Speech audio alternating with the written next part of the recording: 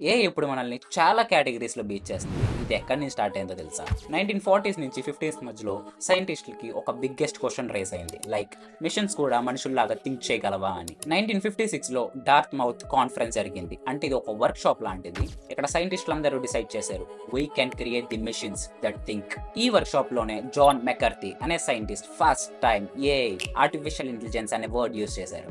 1960స్ ఇది early stages of AI. ఇక్కడ AI systems అన్ని రూల్ బేస్డ్ కింద వర్క్ చేశాయి. అంటే ఈ రూల్ సిస్టమ్స్ ఎలా ఉండేయంటే, ఇప్పుడు బయట వాన పడితే గొడుగు తీసుకెళ్ళు, నీకు ఇప్పుడు ఫీవర్ అయితే టాబ్లెట్ వేసుకో, ఇలాంటి రూల్స్ ఉండేవి అనమాట.